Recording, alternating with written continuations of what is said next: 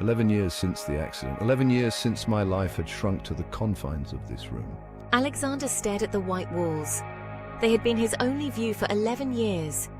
He wasn't a prisoner, not in the conventional sense. He was a patient, trapped within the walls of his own mind. His condition was a mystery, a labyrinth of neurological pathways that refused to cooperate.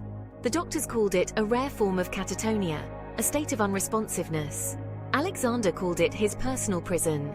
He was aware, acutely so, of everything around him, yet he was unable to move, to speak, to interact with the world outside his mind. Each morning I would unlock the door, my smile a practiced gesture.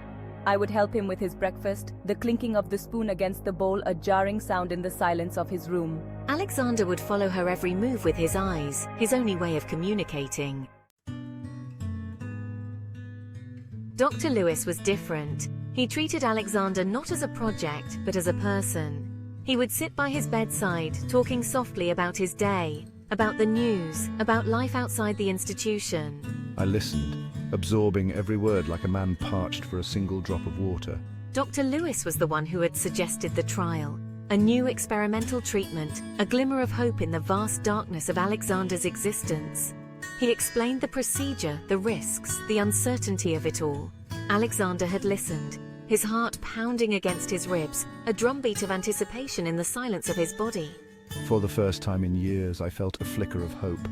I wanted to reach out to grasp this lifeline that Dr. Lewis was offering, but my body remained unresponsive, a prisoner within its own confines. I could only pray that Dr. Lewis understood the silent plea in my eyes.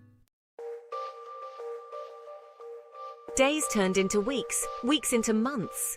The routine remained unchanged. The unlocking of the door in the morning, the bland hospital food, the silence that stretched on for hours. I would spend my days staring out the window, watching the world go by without me. He watched the seasons change, the leaves turning from vibrant green to fiery orange, and then finally surrendering to the cold embrace of winter. He saw children playing in the park across the street, their laughter a painful reminder of a life he could no longer remember. And he saw the tree. It stood tall and proud, its branches reaching up to the sky like arms yearning for freedom. It had been 11 years since I'd seen a real tree. 11 years since I'd felt the rough bark against my skin, since I'd inhaled the sweet scent of pine needles. The tree became his obsession. He would spend hours just staring at it, marveling at its resilience, its ability to withstand the harshest of storms. It was a symbol of hope, a reminder that life, in all its messy glory, continued outside the walls of his room. I longed to feel the sun on my skin, the wind in my hair. I yearned to taste the freedom that I had once taken for granted. I wanted to laugh again, to cry again, to feel the full spectrum of human emotions that had been denied to me for so long. Alexander closed his eyes, picturing himself walking towards the tree, feeling the soft grass beneath his feet. He imagined wrapping his arms around its trunk, feeling the rough bark against his cheek. He took a deep breath, imagining the sweet scent of pine filling his lungs. He knew that a part of him was missing, a piece of his soul that had been lost in the accident, a piece that he desperately needed to find. I believe that the outside world holds the key to my recovery, that somewhere out there, amongst the trees and the sunshine, lies the missing piece of myself. He thought about the trial, the hope it offered. It was a long shot, a gamble, but it was the only chance he had. I must cling to that hope, nurture it like a fragile flame in the darkness. I have to believe that there is a way out, a way back to life.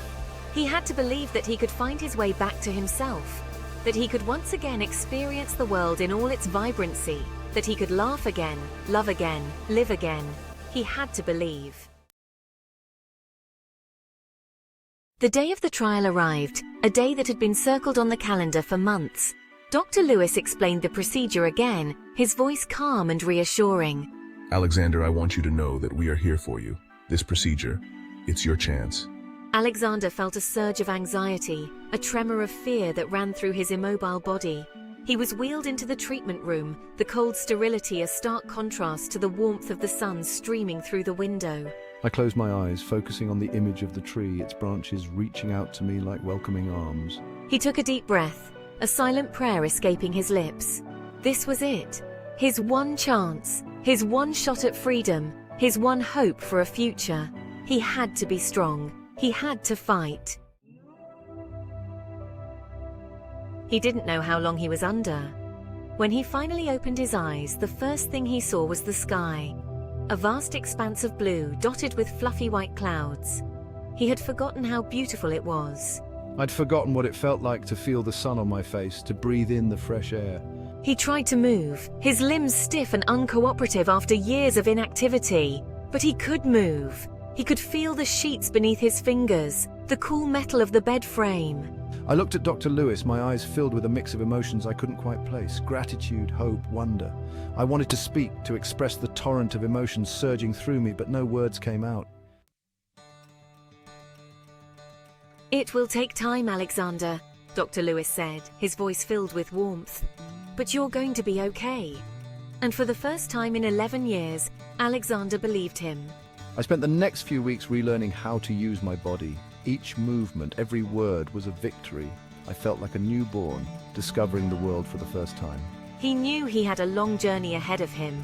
The road to recovery would be long and arduous, but he was no longer trapped in the prison of his own mind. He was free. As I took my first tentative steps outside, my gaze fell on the tree.